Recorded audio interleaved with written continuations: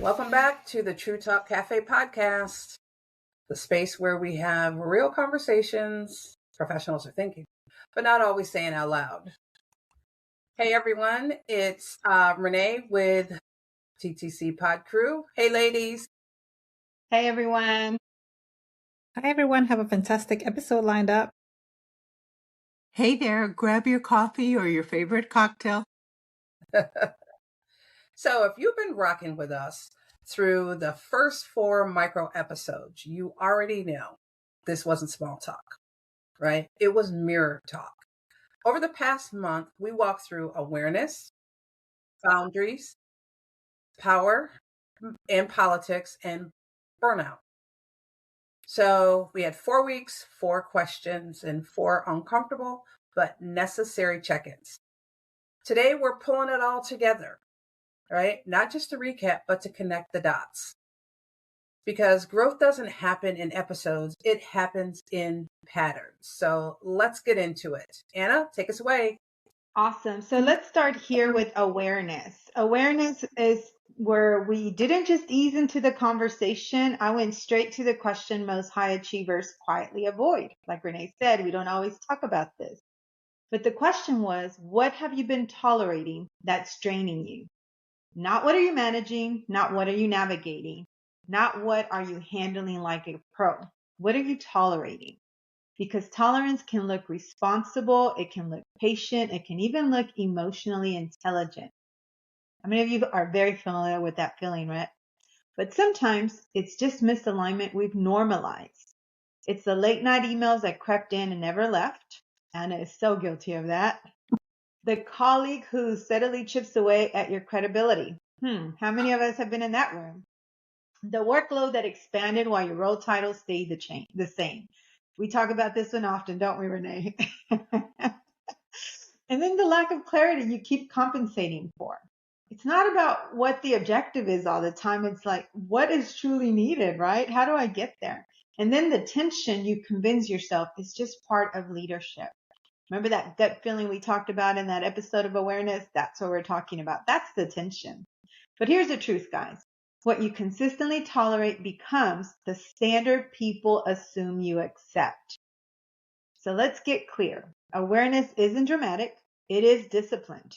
We need that discipline to truly, truly acknowledge it. You can't adjust what you won't acknowledge.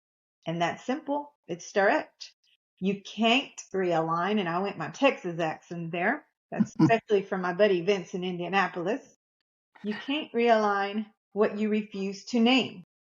So the action step was simple and intentional. What did we ask you to do? We asked you to name it, to write it down, and stop calling it fine. If it's quietly costing you energy, it's not worth it. Growth doesn't come from pretending. It comes from clarity. So this is where the shift begins. This is where we start moving into the next subject, right? And next, Lolly will take us into week 2, work boundaries. Because once you see it, you have to decide what you're going to do about it. Lolly? Absolutely, Anna. Thank you for taking us through that.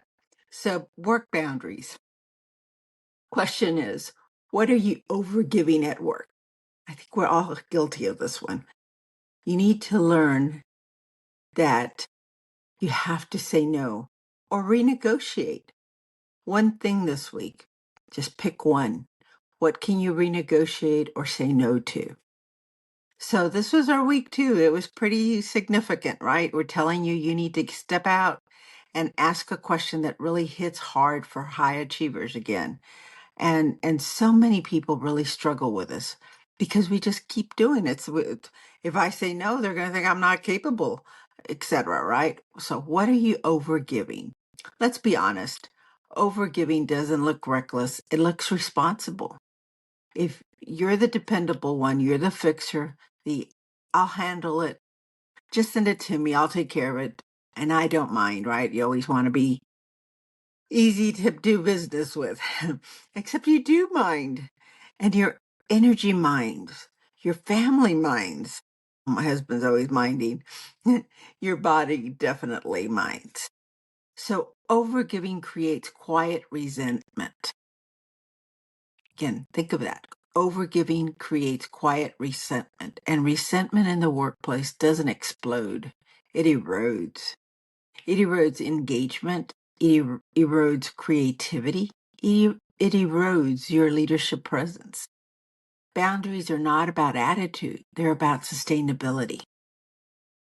When I said say no or renegotiate one thing this week, this isn't about rebellion, okay? I know I'm the rebel at heart, but it's not saying, no, I can't do that. That's not in my wheelhouse, right? It's really about talking about what is it that we can recalibrate. I really have a whole bunch of things on my list this week, and I'm really trying to get these done.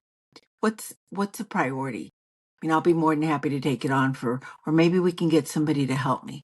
And it's really using that tone, because we don't want to be that person that's not a team player, but we need some help. We can't deliver it all as much as we'd love to just twinkle our nose or snap our fingers, right? So understand that boundaries will not define your capacity. Somebody else will. Spoiler alert here, they will not be conservative with it either. The more you say yes, the more you don't say no. They'll just keep giving you.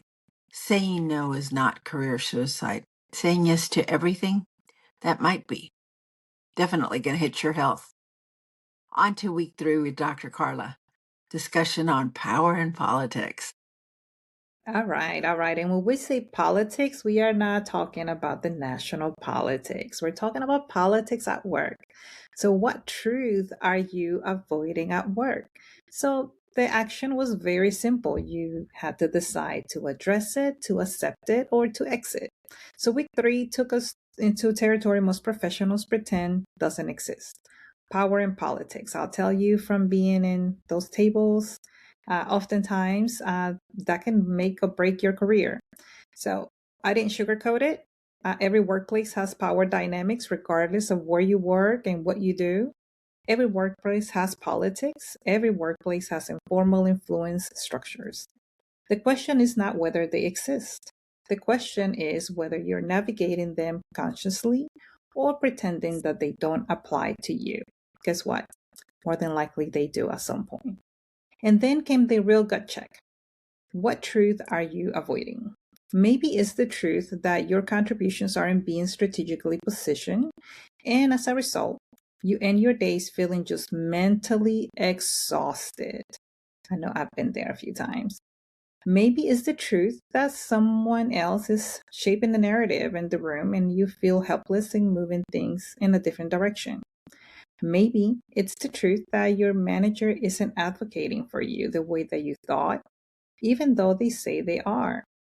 Maybe it's the truth that you've outgrown the environment and maybe it's time for you to make a decision. Avoided truths cost clarity, time, and future opportunities. And clarity is leadership's currency. I gave us a decision framework that is simple and powerful. You have to think whether you want to address it, accept it, or exit. What you don't get to do, you stay stuck in it. Addressing it requires courage. Accepting it requires maturity, and at least it gives you a peace of mind. Exiting requires strategy and vision. What's your next step? But drifting, that requires nothing and costs everything. I gave you the tools. Now it's your turn to make a move. So now, on to week 4 with Renee, who gave us a burnout check. Yes, thanks, Dr. Carla. Burnout check, right? The question that we posed to everybody was, what's costing you more energy than it's worth? And we know there's a lot of things out there, right? So, when you're looking at burnout, it's half the time you're not thinking of it, right? You just know that you're tired, you're fatigued, and then you look around, you're like, what am I doing? I'm running myself ragged here. And then all of a sudden, hey, I need to check in with myself. And maybe I need a little bit of self-care like I did this weekend when I got a massage. But, we want to call it what it is. Burnout, it isn't just being tired. It's chronic depletion of your energy. it can be emotional withdrawal, right? You don't feel like yourself, right? And you need to kind of rejuvenate. And it can be reduced efficacy. You're not as efficient as you can be because your energy has been, zapped from you. Now, there's a study from the American Psychological Association that consistently shows that workplace stress is one of the top contributors to mental and physical health strain among professionals. And that is definitely true, on different levels, right? But burnout, it doesn't happen overnight. It's when we're taking on, hey, can you do this for me? Can we do that? It could be, your kids, that need your energy. It could be your spouse, your family members, right? And work on top of that. That could be zapping your energy. It just accumulates, one thing on top of the other. It could be that meeting you shouldn't be in.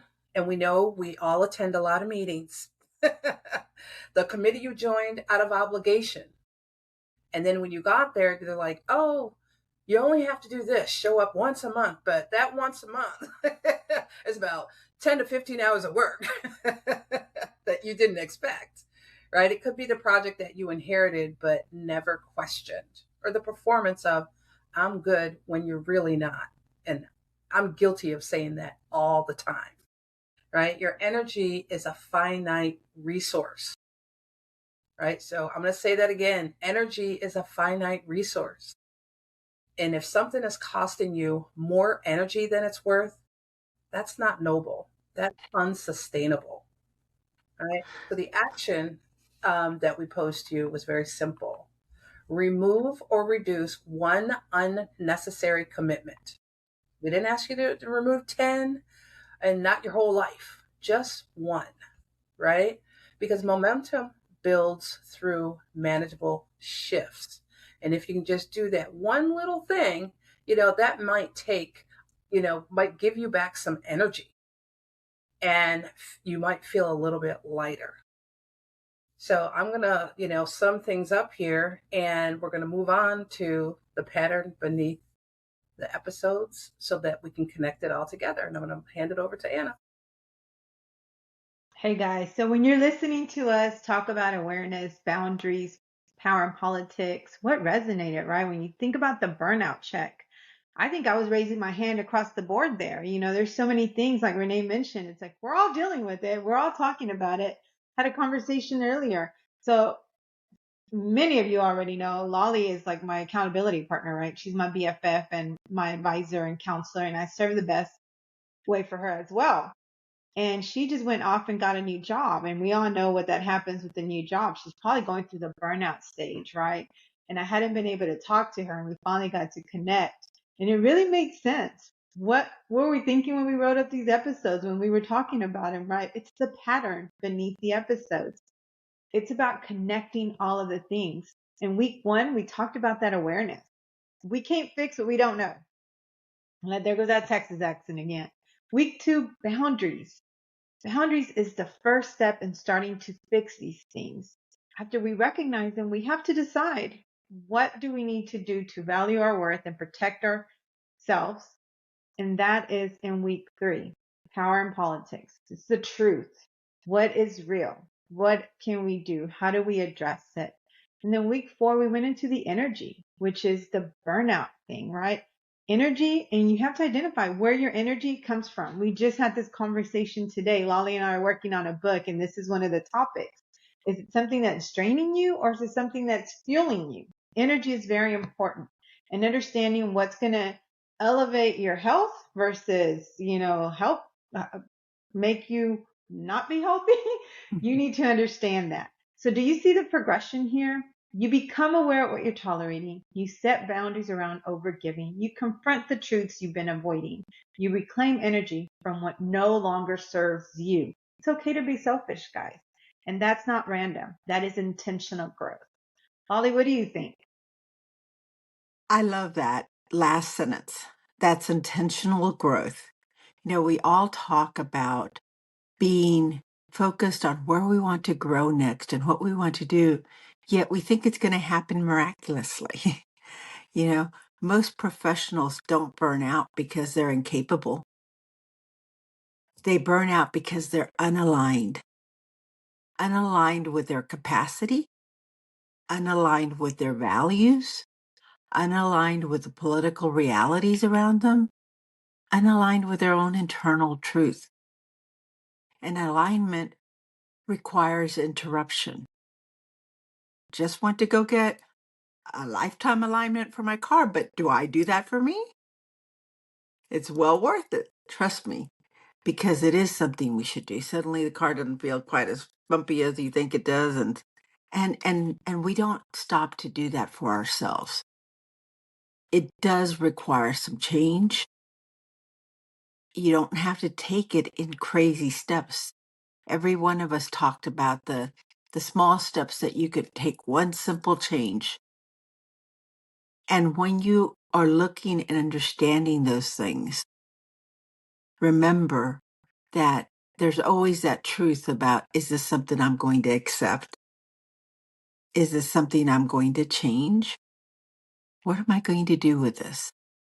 I tend to, once I acknowledge there's a problem, if I accept it, then I move on, and I better not come back to myself and say, hey, I really hate this because I made that decision to stay where I was without making a change. So keep that in mind. These 4 weeks were truly about interruptions, but interruptions towards your intentional growth, a better ride in this life or journey we call life, right? Carla, what do you have to share? Well, let me ask you all something very directly. Real talk. If nothing changes in the next 6 months, if you keep tolerating, overgiving, avoiding, overcommitting, continuing to feel exhausted, frustrated, whatever at the end of the day, where will you be? Will you be more energized? Will you be more visible? Will you be more respected? Or just simply more exhausted? So growth is not automatic, it's chosen, right? So, Renee, what you think? Yeah, absolutely. Growth is definitely chosen, and it's small weekly shifts. Those small weekly shifts compound. So you don't need a dramatic exit, right? You don't need to burn bridges, which I don't know, some of them. Burn them down. Don't burn the bridge. You don't need to announce a reinvention because that takes a lot of energy, right? And that's going to get you stuck. And we're talking about one little step, right? So you don't need to announce a reinvention. Sometimes you just need to name it or renegotiate it, address it, and remove it. Again, name it, renegotiate it, address it, or remove it, right? That's leadership right there in a nutshell. So it's not just over, others, but it's over yourself. And that's one thing that we forget. We're always ready to, lead others, but we forget to self-lead, right? So we have to make sure that we are mindful of all the things that we just talked about and look inward and make sure that we are practicing what we preach. Anna? Yeah, so guys, we talked about in 2026, we were going to give you some practical advice and strategies that you can leverage. So let's move into that. Practical integration challenge. And here's your exercise for this week. I want you to take 20 minutes of your time. Divide a page into 4 sections. So you don't need much supplies here, just a piece of paper and a pen. Or if you want to do this on your phone, you can do that too. But in one section, write what I'm tolerating. In the next section, write where am I overgiving. In the third section, truth I'm avoiding. In the fourth section, what's draining my energy. Write it without editing. This is where you have to be honest. This is where you have to be your truth teller, and you have to be honest with yourself. You're not serving anyone if you're not putting out there without editing. When you come back to those lists, Circle one item in each category. Just one. You don't need to tackle everything at once. If you have a list of 30, circle one. If you have a list of 2, circle one. That's all you need to circle. Molly, what should they do after this stage? So now you're going to ask yourself, what is the smallest decisive move I can make this week? The smallest decisive move I can make this week. Be it maybe I send an email saying, I really enjoyed spending time working on this project. I thought I was going to have lots of more time for volunteerism, and unfortunately, I hate overcommitting. I'd rather make sure that I show up when I can. At this point in time, I'm going to have to drop off, right? Whatever it is, you're going to send the email, you're going to decline the meeting, you're going to schedule a conversation and remove the obligation from your plate. It's very simple, guys. We do this now. We've talked about this for a while. At first, we did it twice a year, and now we do it quarterly. It's no big drama. It does take you to really look at yourself and say, what's the truth around this? Is this giving me is this where I want to be? Maybe I really enjoyed it, but it just takes too much time. Like Renee said, it's really about being truthful to yourself. And then it takes direction. So pretty simple. Carla, what are you going to share with us? So let's think, if these 4 weeks have stirred something in you, then that's good. That's what it's supposed to do, right? Growth should feel like something is happening. It should feel uncomfortable. It should feel like it's activating something in you. This isn't about becoming harder. This isn't about becoming someone who you're not. It's about becoming clear and knowing your boundaries, clear about your capacity, clear about your value, clear about your choices. At True Talk Cafe, we're not just here to hype you up. We're here to really help you think and give you true talk. That is what we're here for, and we're hoping that you find those little steps that we're encouraging you to take helpful. Let's close us out. Absolutely. And as we wrap up here, if this recap helped you connect the dots, will you please share it with a colleague who needs a reset? There's a lot of us that need a reset, but we don't really know until maybe someone sends you an email as a reminder, right? Because the professional world and just the world in general, right, doesn't need more exhausted high performers or exhausted people, right? It needs aligned leaders. So until next time, make sure you're protecting your energy, guard your boundaries, confront your truth, and stop calling draining situations fine, because we know they're not, right? So we're going to see you next time at the cafe. And as always, no fluff, no filters, just true talk. Bye-bye. Bye.